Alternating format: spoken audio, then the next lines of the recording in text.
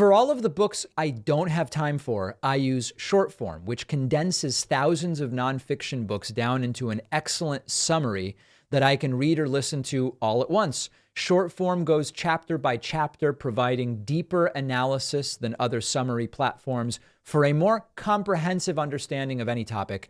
Try it free and get 25% off using my link below. Welcome back, everybody, to the David Pakman Show. Luke Beasley here, filling in for David while he is away.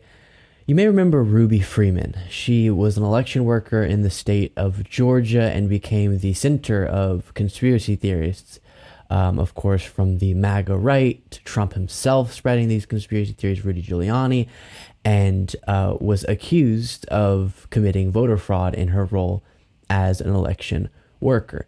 And of course, these claims were false, but the process kind of has to do what the process has to do. And so because these claims were being made and being sent to authorities constantly, nonstop, in massive proportions, the authorities, the Georgia State Election Board, in coordination with other entities, did an extensive investigation into a bunch of different claims about the 2020 election in the state of Georgia.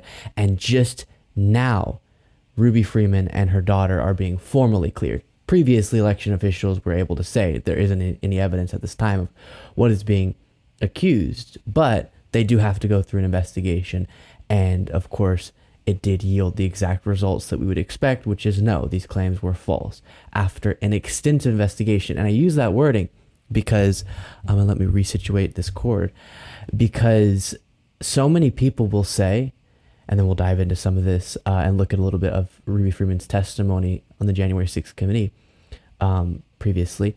So many people will say, oh, the reason fraud hasn't been uncovered is because it hasn't been investigated properly. Oh, it's because they haven't done investigations of depth extensive enough to really uncover what's there. It's being hidden really effectively, so you have to do a really good investigation. But these claims get investigated, and we know after those extensive investigations that the claims are false. This is from NBC News. Years after their lives were turned upside down by conspiracy theorists, Ruby Freeman and her daughter, Wandrea Arche Moss, were officially cleared by Georgia authorities on Tuesday, and the impact on their lives was devastating.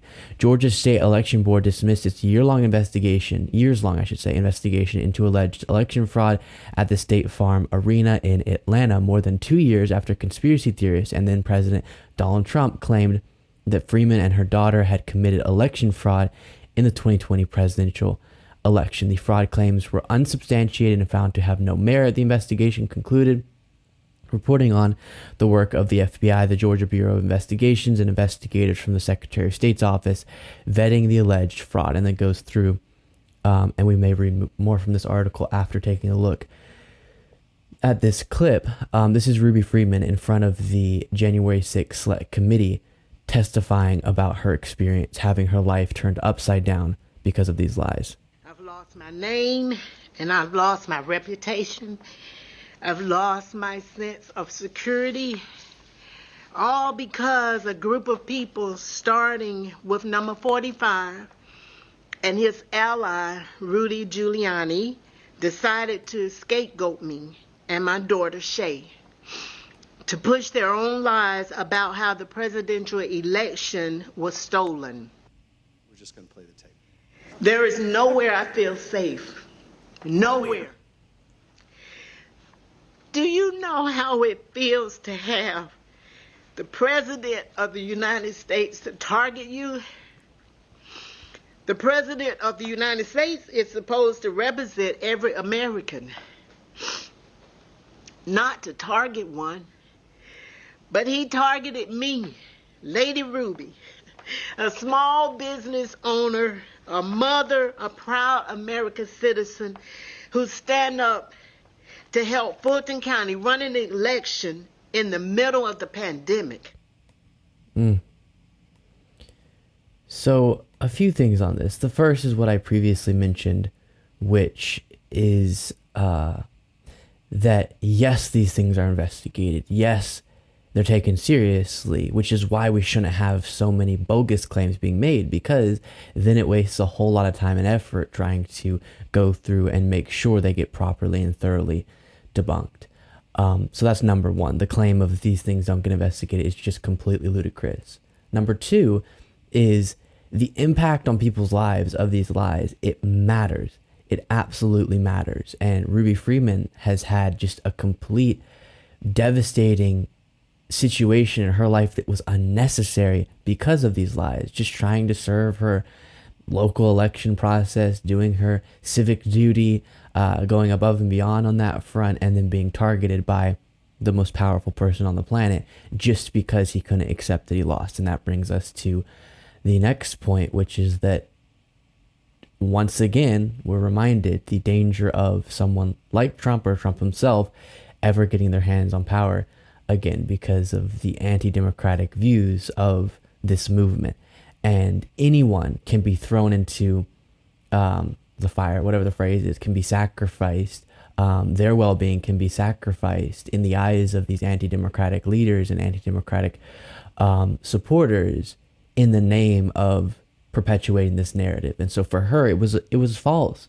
We're seeing now, as we knew before, but once again, after a years-long investigation, false, but she had to have her life turned upside down because her life didn't matter as much to the people making the claims as believing that Trump still won. And that is what is so horrifying. Just to give you a little bit more, in case you're curious on this story, during their efforts to overturn the results of the election, Trump and his ally, Rudy Giuliani, repeatedly claimed that Freeman and Moss, had committed election fraud. And they had this heavily edited clip to try to make that point. And this is just super interesting to give you a sense of how these conspiracy theories explode. Giuliani said Freeman and Moss were passing USB drives like vials or heroin or of heroin or cocaine during ballot counting operations. Moss later explained her mother handed her a ginger mint during ballot counting. So you'll hear all of these stories of USB drives were being handed, and that was an election fraud tactic somehow. Or suitcases of ballots were being set on the table. And if you dive into each individual one, you understand, oh, wait, what they're saying, either they're seeing something incorrectly, or they're seeing something correctly but taking that to an incorrect conclusion. And this is how conspiracy theories spin off. This is how people buy into these claims despite there being no evidence. Well, something I've been following pretty closely on my show, you can find my show at Luke Beasley on YouTube, is the bonkers hearings. I know David's been covering this too, that Republicans have been putting together in the House of Representatives, supposed to put forward some argument in each of these hearings and prove something and often attack President Biden. But so often the word that I would say characterizes these hearings from House Republicans is backfire. They keep backfiring. And today is yet another example of this.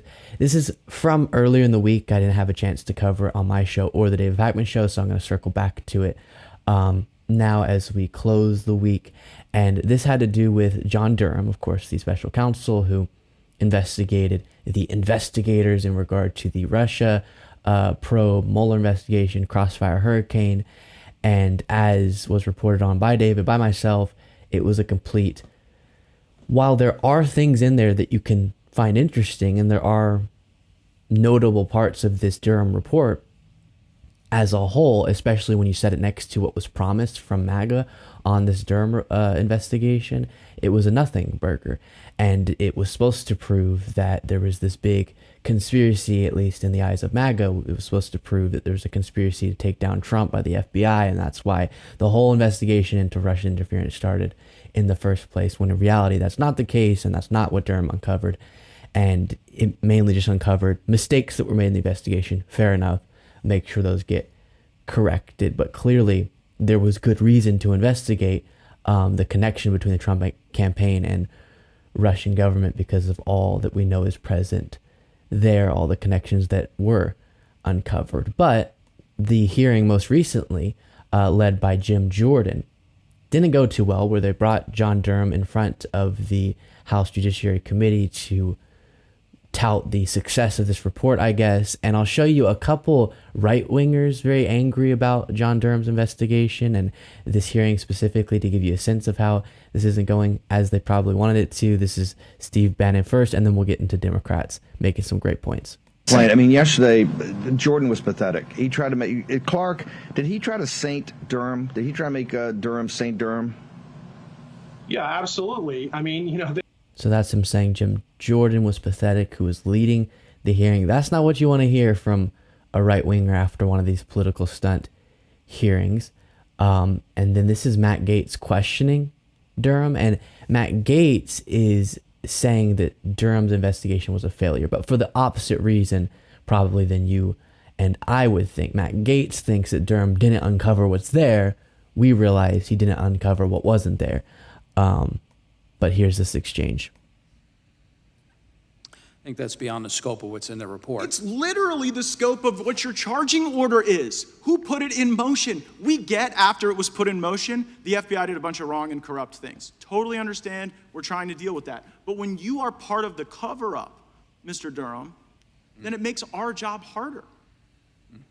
Yeah, well, if that's your thought, I mean, there's no way of dissuading you from that. I can tell you that it's offensive and that the people who worked on this investigation have spent their lives trying to protect the people in this country and pursue within the law what it is that we are authorized to do. You tried 2 cases, lost both of them, and then the one guilty plea you got, Kleinsmith is back to practicing law in Washington, D.C. today. Yeah, that's beyond my control. Right, but the fact that you allowed that plea to occur, right? And then the punishment was insufficient. The fact that you didn't charge Andrew McCabe, you didn't convict the lying Democrats or the lying Russians, you didn't investigate Mifsud or the Mueller probe, even though, as we sit here today in black letter, that was your charge. Have you ever heard of the Washington Generals? The Washington Generals, yes. Yeah, and they're the team that basically gets paid to show up and lose, right? Okay, so again, Matt Gaetz is coming at a very different perspective, and I would say probably rather dishonest one, but he's recognizing the failure of this Durham investigation because he didn't really uncover anything that wasn't already covered by the Inspector General's investigation and the Mueller investigation. And I think any reasonable person would say, if you analyze the facts of both of those investigations and just the whole situation kind of zoomed out, there was definitely reason to investigate the connection and Russian interference. And then we find that there isn't evidence of Trump directly coordinating with the Russian government. That's what investigations are for. And if there's not investigation of that, or if there's not proof of that uncovered in the investigation, then so be it, and follow the facts. And then mistakes were made. Fair enough to criticize. But this idea that, number one, there was nothing to be looked into by the FBI and then by Mueller leading that FBI investigation with all of the convictions that Mueller got.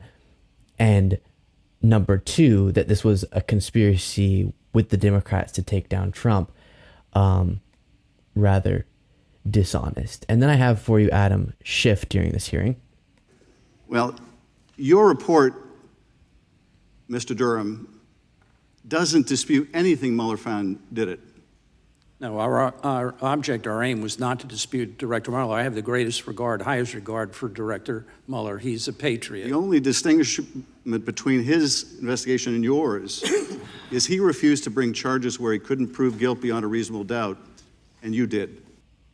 And I've noted this in the past when covering the Durham report, but as you've probably heard as well multiple times, Durham brought 2 cases to trial, and both of them ended in acquittal. And last clip we'll look at, just because both for the sake of this hearing, making sure the attempt by the right to make the Durham report something that it's not, and also just because it's representative of how all of these political stunt hearings aren't going well for the Republican Party, I'll show you one more clip of Ted Lieu. Now, Mr. Durham, I'd like to ask you the following simple yes or no questions. Trump's former campaign chairman, Paul Manafort, was convicted, correct? I'm sorry, could you just repeat that one? Trump's former campaign chairman, Paul Manafort, was convicted, correct? That's correct. Not Trump's former foreign policy matters. advisor to the campaign, George Papadopoulos, was convicted, correct? That's correct. Trump's former deputy campaign manager, Rick Gates, was convicted, correct? Not in connection with the Russian matter. Trump's. All right. Mr. Durham, you can hold yourself out as an objective Department of Justice official or as a partisan hack, and the more that you try to spin the facts and not answer my questions, you sound like the latter. So I'm just going to ask this simply. Trump's former National Security Advisor, Michael Flynn, was convicted, correct? That's correct. Trump's longtime advisor, Roger Stone, was convicted, correct? I'm sorry, missed the last thing you Trump's mentioned? longtime advisor, Roger Stone, was convicted, correct? Correct. In contrast to multiple Trump associates who were convicted, you brought 2 cases of jury trial based on this investigation, and you lost both. And so I don't actually know what we're doing here, because the author of the Durham report concedes that the FBI had enough information to investigate, and thank goodness the FBI did, because multiple Trump associates who committed crimes were held accountable. We'll stop it there, but great points. And I really do wish that the specifics of the claims could be meaningfully broken down with a lot of these people.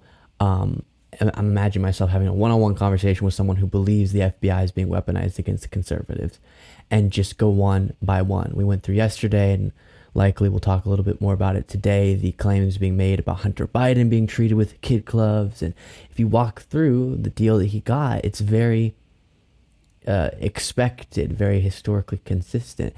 And same thing here, where in any extensive investigation, can you find problems and mistakes that were made? 100%. But does that mean that it lives up to the claim that was made about the purpose of and the way the FBI went about their investigation into the Trump campaign, the connection with Russia, Russian interference, and all of that? No. And so a lot of the layers, as I mentioned yesterday, that are being laid onto one another that build the narrative in a lot of people's mind that this is the reality, the two-tier justice system that targets conservatives, helps Democrats. It's each layer, if you discuss it one-on-one, it feels like a lot to them, but if you go one-on-one, you realize it isn't what they think that it is. Make sure you are subscribed to the David Pakman Show channel and my channel on YouTube, Luke Beasley. I often have a much longer list of nonfiction books that I'd like to read than I actually have the time for, and that's when summaries of books can be really useful. Our sponsor, Shortform, is the platform that goes way beyond what other book summary platforms do, because Shortform provides a clear and concise overview of the book that you can read or listen to in one sitting, but you also get a ton of other crucial context about how the book fits into the broader topic. Like, for example, I went through the short form guide for An American Sickness. It's a book by Elizabeth Rosenthal about the financial incentives that plague the U.S. healthcare system, many of which we've talked about. Short form perfectly sums up the book's key points, but then it goes further. It looks at the background on how Rosenthal's perspective fits into the larger debate on American healthcare. And this just gives you a more complete and balanced understanding of the book, and that's what I love about short form. Short form has every nonfiction genre imaginable, and they publish new book guides every single week. My audience can try short form totally free and get 25% off a subscription if you'd like at shortform.com/Pakman. The link is down below. Well, let's talk a little bit about what's going on in the Republican primary. DeSantis got asked about the hypothetical of if Trump ends up winning the primary, as right now he seems poised to do, would DeSantis endorse him, support him in the general election? And as you can probably expect, DeSantis dodged the question and started talking about his handling of COVID and Trump saying that New York handled it better. But we'll discuss this after taking a look. Regardless of his attacks, will you 100% pledge to support Trump as a GOP nominee? So what I would say is this. When you are saying that Cuomo did better on COVID than Florida did, you are revealing yourself to just be full of it. Nobody believes that. And you know why?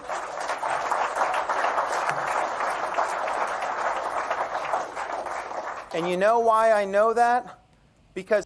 Okay, Couple of things, then we'll continue. This is surface level. This is not super important, but it does have an effect in politics.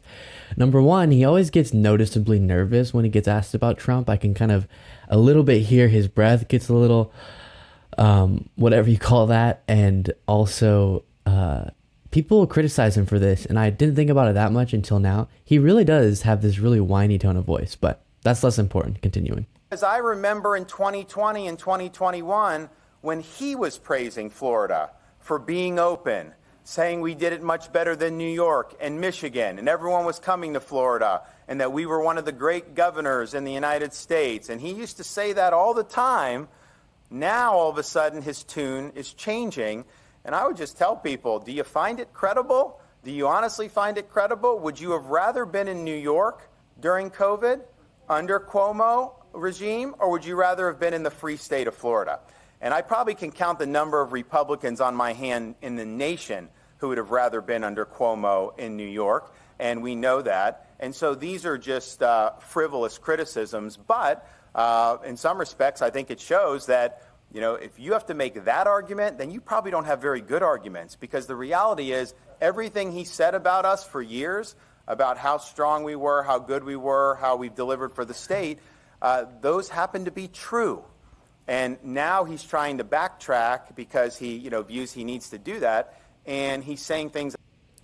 Okay, so I know David has done deep dives into kind of the way that DeSantis blows out of proportion how good Florida has done in honestly a lot of metrics, but COVID included, and DeSantis' governance would be a disaster nationwide and all of that. So we'll set that aside. But to the point of, oh, Trump said all these good things about me and now he's not, can you believe it? Yeah, you lined up behind a guy who understands nothing about actual meaningful, healthy loyalty, and cares only about someone as far as they can further his own goals. So that's very unsurprising.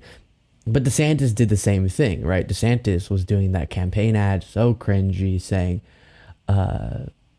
I don't know exactly the specifics of the ad, but you'll remember he's sitting with a book, reading to his child, and make America great again, and essentially indoctrinating his child into being a Trump supporter, showing the supporters in Florida, I guess, that I would be a good candidate because I love Trump so much and I'm teaching my child to be like Trump. And now he doesn't have that same tone when talking about Trump. Of course, that's what happens constantly in politics, especially with people that don't actually care about the people they purport to, unless they're helping themselves politically. But as far as polling right now, will DeSantis have to make the decision as far as supporting Trump or not supporting Trump in the general election? Probably he will, based on polling right now. 538 has Trump at a 52.5% average, percentage point average there, and then DeSantis is down at 21.3%, and then everyone else way lower. So especially in past primary times, could DeSantis make up that difference? Could a candidate at 21% end up jumping up and beating someone who is at 52%? Sure. But because of how well known and how set in the feelings about these two candidates and Trump in particular, this particular primary is, and the followers of these different individuals really have a sense of, especially who Trump is, the likelihood of a massive shift is lesser. It is not as likely that will happen. Whereas other primaries, there's a lot of less known or a lot of candidates that people aren't yet set in their feelings about. And so big shifts really can happen, especially this far out from the actual election, after debates and after lots of campaigning and all of that. But this is a very different situation. So likely very soon, DeSantis will have to make a decision about if he supports Trump in a general. And I can tell you almost 100% that he will support Trump if Trump's the nominee against Biden. That's just how these things work, unfortunately. We move from DeSantis to Trump himself, and more specifically his Truth Social activity. Donald Trump posts these video statements talking about different things, often ranting about different subjects. This is kind of, I guess, his primary form of campaigning, because most of the time he's just golfing. And this one on True Social that we'll watch is titled, "Sometimes You Have to Put Them in Their Place." And it's him lashing out at the lower poll number candidates in the GOP primary field right now. And I guess answering the question that he feels he's getting asked of, why are you attacking people who have really low poll numbers? Ignore them. And he's saying, this is why, in traditional bonkers, deranged Trump fashion. Say don't punch down when talking about people like Chris Sununu or Sloppy Chris Christie or Ada Hutchinson. I call him Ada, not Asa, because of certain reasons. Or others, but sometimes it's necessary to talk badly about those that for no reason other than politics speak badly about you. Otherwise, the people that love you don't know whether or not they're for real. Are they saying the truth? They're not. So sometimes you have to punch down and you have to say what's happening. Otherwise, they won't understand. It's not fair to them. You have to put them in proper perspective, these bad people. You have to put them in their place. People like this are very destructive, and you have to tell the voters what it's all about. Otherwise, why should they be able to understand it? Thank you very much.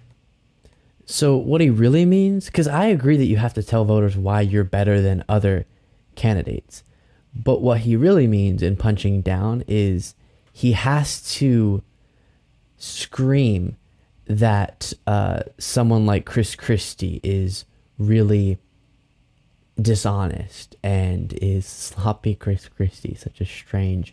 Let me get this. People forget that. Oh, apologies, guys. Get this next video queued up for you. He has to say all of that because, as he said, otherwise people might think that Chris Christie's statements about Trump might be for real. And this is Trump's whole playbook. Anyone who says something slightly negative has to become an enemy. Because then in the minds of his followers, it's really easy to think, okay, I don't have to listen to the very accurate criticisms coming from Chris Christie because he's an enemy. He's in the enemy category. He's sloppy Chris Christie. Such a strange nickname. Or Ada Hutchinson or whoever. And that's why he has to do that. Because often they're saying when these Republicans finally turn on Trump, they'll say things that do need to be heard by Trump's followers. Rare things being said by people, at least rare things to hear within the GOP about Trump that are accurate. His threat to so many things, our democratic institutions being such a prominent example. And finally, someone in the primary field like Chris Christie is calling that out, and others. And then this was on Ron DeSantis specifically. That Ron DeSanctimonious was a big lockdown man. Here, let me start this from the beginning. People forget that Ron DeSanctimonious was a big lockdown man early on as governor. He locked it down, and other governors that were Republican of nature did not lock down. If you look at South Carolina and Tennessee and South Dakota and others, they didn't lock down, but Florida was locked down. He locked it down. Okay, we'll stop that one there. It's interesting. We talked about yesterday the very concerning characteristic of this primary that's getting developed, where DeSantis and Trump are going to try to argue over who was the most irresponsible in their handling of COVID, who rejected the science the most, who was against taking precaution. And did we take incorrect ones here and there? And did tons of politicians make bad decisions and hypocritical decisions and all of that? Yes. But does that mean we should have gone radically in the direction that maybe DeSantis wishes the country had gone? No. And now, because DeSantis' attack line against Trump is he was too pro-Fauci and he was pro-lockdown, Trump has to turn around and go, no, DeSantis was, and they have to argue about who took the science the least seriously, which is a really strange thing to be developing. Quickly, just to wrap up our discussion about this primary, the indictment, interestingly, the second indictment, the federal one, is having an effect on the Republican primary, not in a huge way, but at least in some way that is negative. So this is from CNN. Former President Donald Trump's support appears to have softened following his indictment and arrest on federal charges, according to a new CNN poll conducted by SSRS. And we'll look at first the whole country and then the GOP specifically. Most Americans approve of Trump's indictment stemming from his alleged mishandling of classified documents after leaving office, even as 71% say politics played a role in that charging decision. Though Trump continues to lead the GOP field by a wide margin in the race for the Republican Party's nomination for president, the poll suggests that his support has declined, as have positive views of him among Republican and Republican-leaning voters. Nearly a quarter now say they would not consider backing his candidacy under any circumstances. The survey also finds that those GOP-aligned voters not currently backing his 2024 bid have different views on his indictment and behavior than those in his corner. That's pretty obvious. And then here's the notable part. Overall, 47% of Republicans and Republican-leaning registered voters say Trump is their first choice in the party's nomination for president, down 53% in a May CNN poll.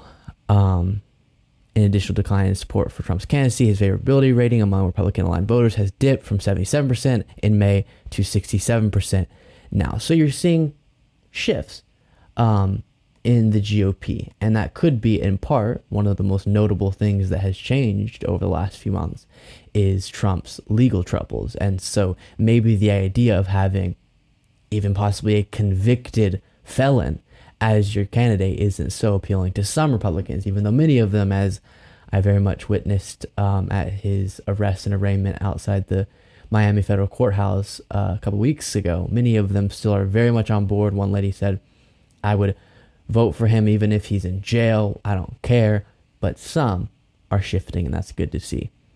Former President Barack Obama did an interview recently on CNN, and one of the moments caught a lot of people's eyes, and it was pretty interesting. I'll show it to you. It's on the subject of the threat to democracy that is currently so present, especially because of the MAGA movement within the United States right now, and within the Republican Party specifically.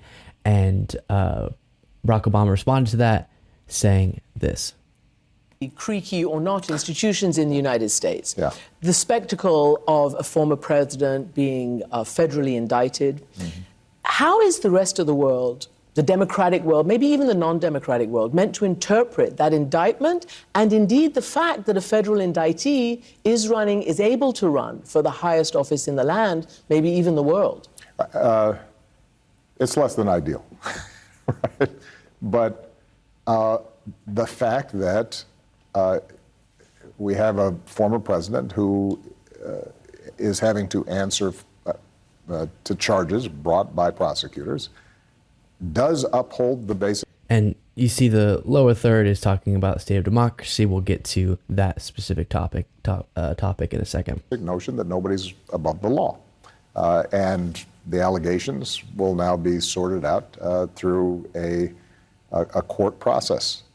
And I think I'm more concerned when it comes to the United States with the fact that not just one particular individual is being accused of undermining existing laws, but that more broadly we've seen, whether it's through the gerrymandering of districts, whether it's trying to silence critics through changes in legislative process, whether it's attempts to intimidate the press, a strand of anti-democratic sentiment that we've seen in the United States.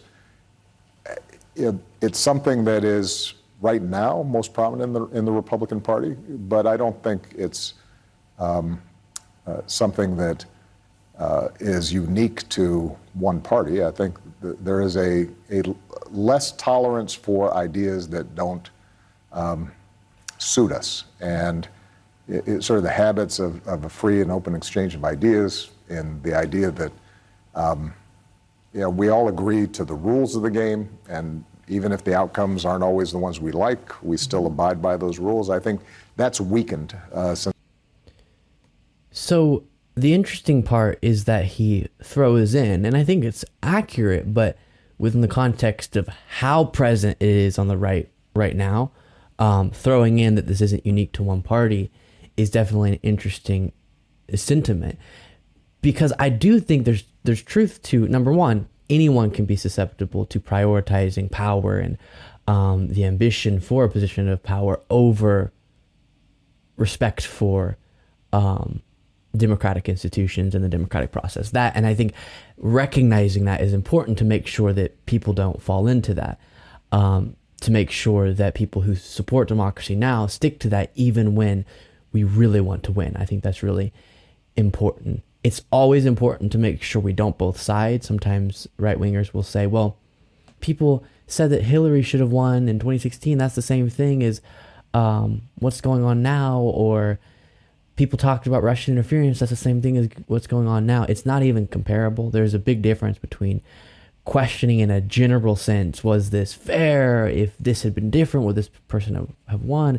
And saying our election systems aren't working. Like our election processes with the workers and the casting of the ballot, that is being incorrectly run, or there's fraud involved, because then you're telling people that their voice doesn't matter, and it's being decided kind of on high, or some corrupt group of people or some conspiracy is deciding it, and that definitely guts the legitimacy of democracy. And so I don't think ever throwing into the same box the two things is fair. But I do think saying the ambition for power, especially in a time where we're so divided, and as Obama was saying there, we're getting less and less willing to hear each other out. As fighters for and supporters of protecting our democracy, we have to commit to making sure that never does the ambition for power become more important than the importance of protecting the institutions. And it is wild that we're in a moment right now where this is what we have to discuss. For so long, I think we took for granted our democratic institutions. We assumed with whatever is going on, our democratic institutions will continue to function. But now, both with the election denying and the attempts to keep Trump president and all that has spun off of that, but also, once again, contending with how anti-democratic something like gerrymandering is. And that is done on both sides to different extents. It's quite the moment, and hopefully this reckoning and the negative parts of this moment will motivate, will be a launch pad for a lot of us to improve those systems. And it is something that I deal with on a smaller level, not denying elections or trying to overthrow elections. But gerrymandering is a good example. Where do you stand on, do you gerrymander to get the correct people into power so that they can implement laws to ban gerrymandering, or do you not play that game and get crushed by Republicans? And it's tough, and there's definitely a balancing act there. Let me know what you think of all this in the comments of this video, and make sure you are subscribed to my YouTube channel at Luke Beasley on YouTube. Don't forget that the best way to support the David Pakman Show is by becoming a member, which gives you access to the daily bonus show, the regular show with no commercials. You also get access to our entire archive of every episode dating back a really long time, and plenty of other awesome membership perks. Go to joinpakman.com, joinpakman.com. Welcome back, everybody, to the show. Luke Beasley here, filling in for David while he is away. I talked about on yesterday's bonus show the fact that Adam Schiff was censured by the Republican Party and the House of Representatives for his role in investigating Donald Trump. Yet another, as I mentioned yesterday, distraction, attempt to take the attention away from the chaos that is their own party and the chaos that is Trump, the leading candidate right now within their party's presidential primary.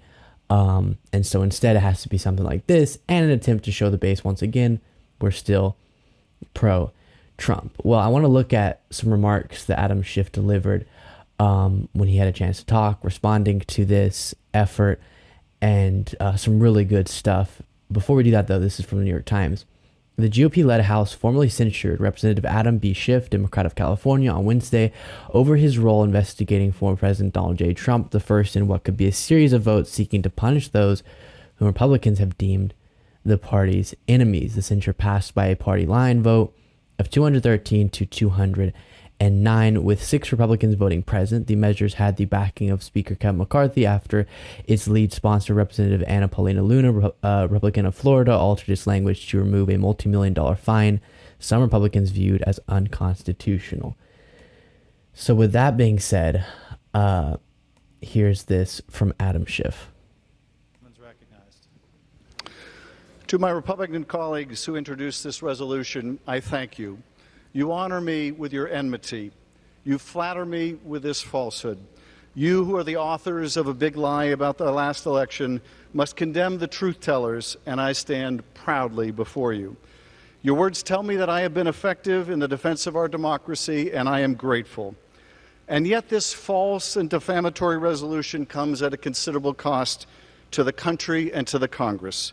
At a moment when millions of people in our home state of California are unable to find a place to live or afford a place to live, Speaker McCarthy chooses to occupy the resources of Congress for 2 straight weeks on this hollow sop to the MAGA crowd.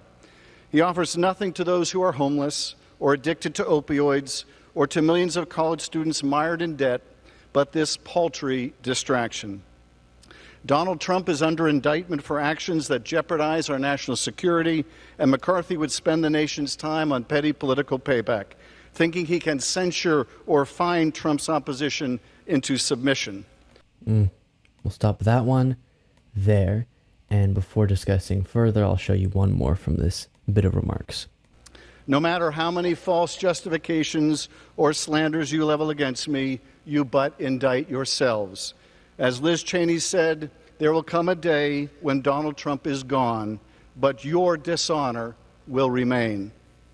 This resolution attacks me for initiating an investigation into Trump campaign solicitation and acceptance of Russian help in the 2016 election, even though the investigation was first led not by me, but by a Republican chairman. It would hold that when you give internal campaign polling data and your polling data to a Russian intelligence operative, while Russian intelligence is helping your campaign, as Trump's campaign chairman did, that you must not call that collusion, though that is its... And you've heard him make that case before. We'll stop that one there. So a couple things on this. First off, the reference to Liz Cheney saying there'll come a day when Donald Trump is gone, but your dishonor will remain. That is just so applicable to the modern day Republican Party. It has done so much to destroy itself in its own integrity for the purpose of supporting Trump. And right now that's helping a lot of people be politically successful, I guess. I mean, also losing a lot, but some individuals get the support of the base because they do that. So it might seem reasonable in their eyes, but one day Trump will be gone, and only, as was said, the dishonor, the humiliation that was this part of American history, this part of the Republican Party being the MAGA GOP, that's what will be remembered. And that should horrify these individuals who are going along with this movement. The other thing is, Adam Schiff used the word multiple times, I think, distraction. And something I talk a lot about on my own show, you can find that at Luke Beasley on YouTube, is distraction, the distraction politics that is played by the Republican Party. And the reality that because right now the modern Republican Party is putting forward policies that just, when they do put them forward explicitly, that just aren't beneficial to the lives of their own constituents in large part. I mean, what is the big economic accomplishment for the most part over the last multiple decades from Republican administrations and Congresses? Tax cuts, right? Tax cuts for the wealthy. And so often their governance just serves to make the powerful more powerful and the wealthy more wealthy. And they aren't more fiscally responsible while doing so. When you look at the record comparing different parties in recent history, and they aren't better for the economy, looking at pretty much every metric we use to measure the economy over the last 100 years or something. And so with both of those in mind, and the fact that their policies aren't directed most of the time at benefiting the lives of the working class, why would people vote for them? Why on earth would people vote for them? Well, it's because they're effective at branding. One of the things I also say a lot is the GOP is really effective at one thing, and that's branding. And they're really good at bumper sticker politics, making some message, solidifying down a message into something that resonates with people, but often doesn't actually reflect an authentic policy proposal that would benefit that person's life. So, with all of that in mind, the way that they get people to continue supporting them and thinking that they're fighting in the interest of them, when in reality, they're just assisting in making the wealthy more wealthy and the powerful more powerful, while demonizing tons of people and all of that, is by doing the distractions. It's by doing stuff like this so people go, yes, they're standing up for Trump, or by dehumanizing and demonizing so many populations of people, or saying woke, woke, woke, it's the biggest threat to America, woke, woke, woke, woke, and on it goes. If you're focused on that, you're less focused on their lack of actual policy proposals that would benefit your life.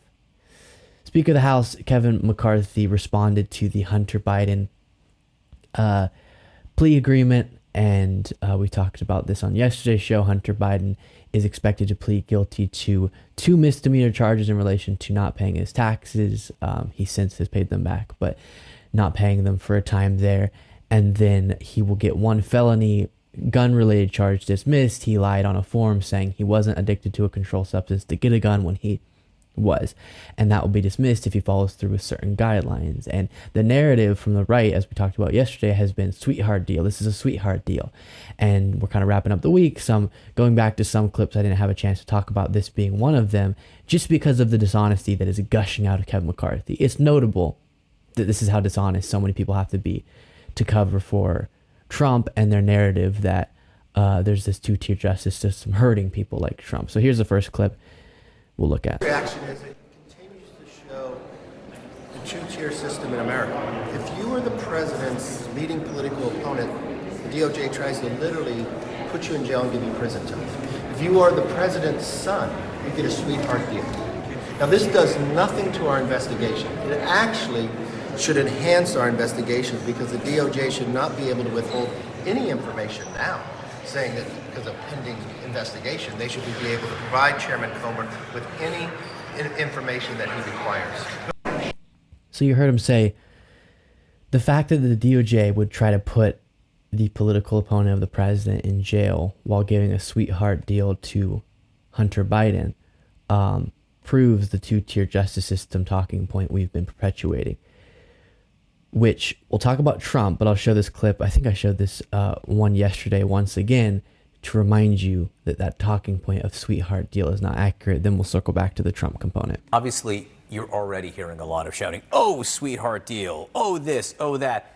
None of us really knows the details of the possible charges here and exactly what was agreed to as part of this plea, Jennifer. But how does one assess whether this is the type of deal that a normal person, not a president's child, would get in this circumstance? So you would look to other similar cases, right? So on the gun form charge, it's very, very standard for someone in this situation who lies on the form because they're an addict. The gun is long gone, apparently only had it for a couple of weeks. It's very standard in these circumstances for this diversion to occur and to wipe out the charges, assuming he successfully completes it. So that's totally standard. Mm-hmm. And the tax fraud is similar as well. I mean, he paid those taxes back a long time ago. That's something that DOJ takes very, very seriously. Okay. And when you look at historical precedent, when you look at other cases like this one, it's not some sweetheart deal. But then he mentioned Trump, and this is a narrative, then we have one more clip to get to of Kevin McCarthy with Monty Raju. But it's a narrative that is so present right now, so annoying. Oh, the DOJ is trying to lock up the political opponent of Biden. What that tries to do is to take the conversation away from what Trump is being accused of. Because if there was nothing substantive to what Trump was being accused of, then you could have a conversation about why are these charges being brought then.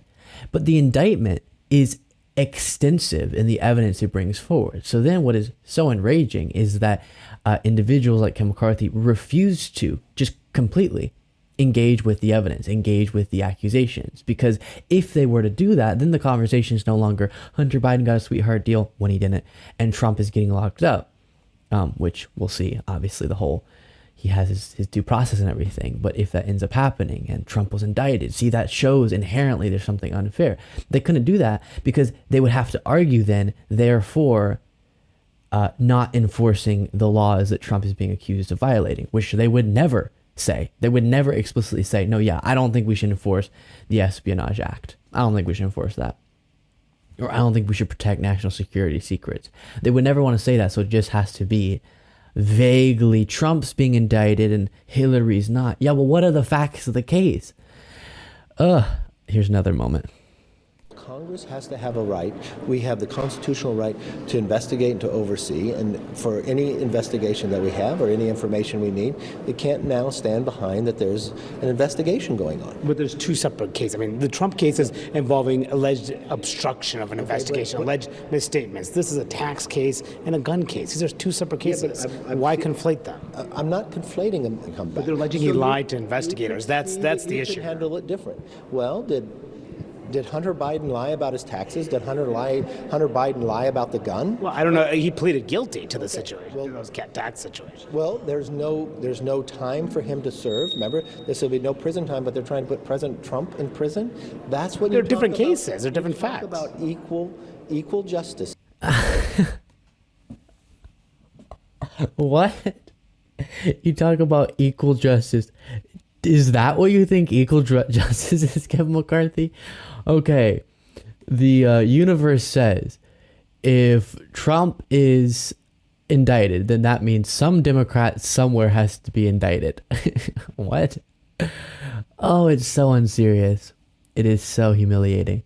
Why? Why is that the narrative? And people have said this. I went, as y'all know, to Miami to Trump's arrest and arraignment and talked to Trump supporters. And one of them, actually a bunch of them, but one of them kept repeating, well, why hasn't Hillary been indicted? That's not how it works, because Hillary didn't do the things, or there wasn't evidence for her doing the things that Trump did. They didn't uncover the very criminal intent that it seems they're uncovering with Trump, and they didn't even ever get accused of the same things. So that's one level of absurdity, the Hillary or Biden conflation with Trump.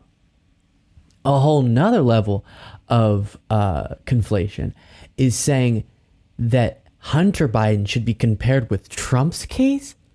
Hunter Biden was accused of evading his taxes for 2 years and lying on a federal form about a gun.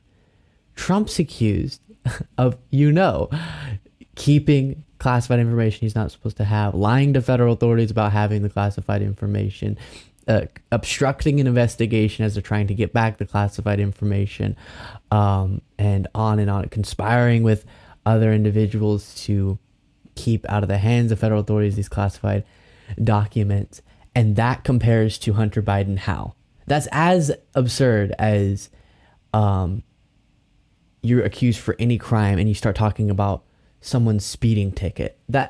Justice should be served there too, but just very different levels of justice, unless they're saying that all the other cases that have ended in very similar deals as the Hunter Biden one should have led to prison sentences, which I don't think they would say. Can you imagine if Trump did the very things? Can you imagine if Trump went to prison for evading his taxes? They would go bonkers.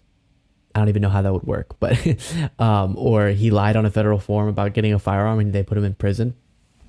They would go bonkers. But dishonesty is inevitably going to lead to a humiliating moment like that one, I guess. We have much more on the other side of this break. If you value what we do at The David Pakman Show, remember to support us on Patreon. Go to patreon.com/David Pakman Show, where you can get access to behind-the-scenes videos, the Daily Bonus Show, the commercial-free Daily Show, as well as special discounts on merch, including hats, hoodies, mugs, and t-shirts. You can support the show for as little as $2 a month. Check it out at patreon.com/David Pakman Show. During a recent interview with Sebastian Gorka, Donald Trump continued to promise what he has been quite frequently recently, which is they're going to indict me. Well, I'm going to indict them then. And I'll show you this moment and then we'll discuss really dangerous rhetoric. Numbers are through the roof. We're beating everybody by a lot, and we're beating Biden by a lot. And one of the reasons, it was interesting, somebody wrote a very strong piece the other day I could tell you who, but let's not even use his name because perhaps you wouldn't want it, but wrote a very strong piece that they're afraid to have me back in. That's why they're doing the indictment stuff, because they don't want to be indicted. Now, I would do it only very fairly, of course. Of course. But they don't want to be indicted. So they say, we can't let this guy win. But there was tremendous corruption on the other side. Don't forget, they spied on my campaign and we caught them. False. They did things that nobody would have believed. Then they had 2 fake impeachments that we won and so much else. The Mueller report, which showed no collusion at the end of 2 years, showed no collusion. And Okay. So we also heard a similar sentiment during his recent Bedminster speech. in addition to closing the border and removing all of the criminal elements that have illegally invaded our country, making America energy independent and even dominant again, and immediately ending the war between Russia and Ukraine, I'll have it ended in 24 hours.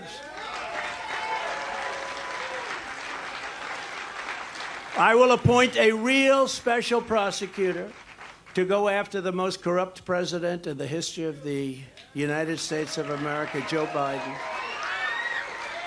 and the entire Biden crime family. So what's fascinating is we've heard from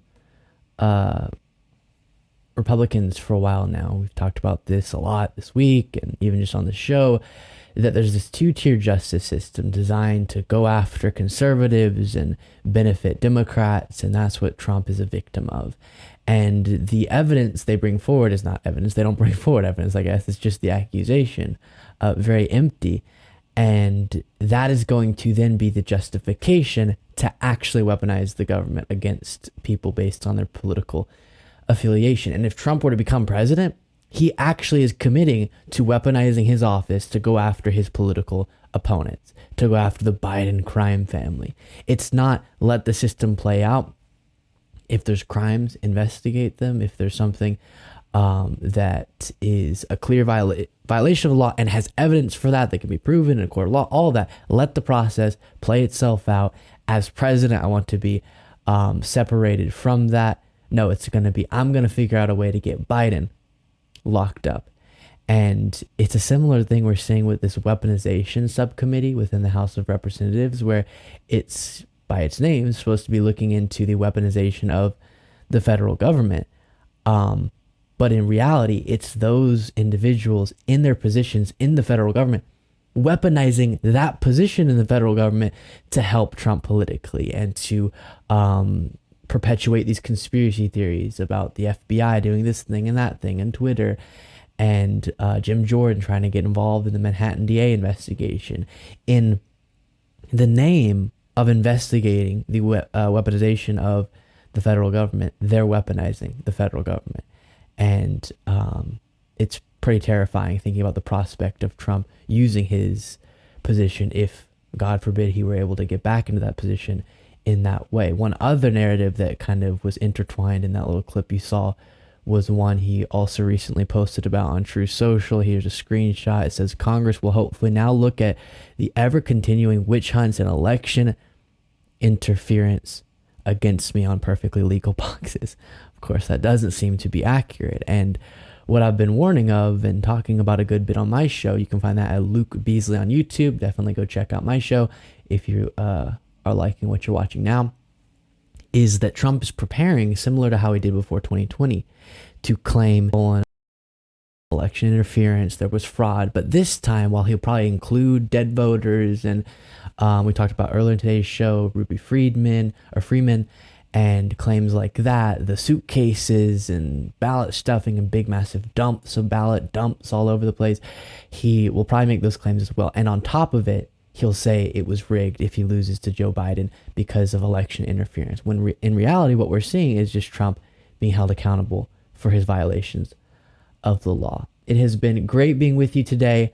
One more reminder to check me out at Luke Beasley on YouTube. Make sure you are also subscribed to this YouTube channel, The David Pakman Show, and I will see you, if you're a member, on The Bonus Show.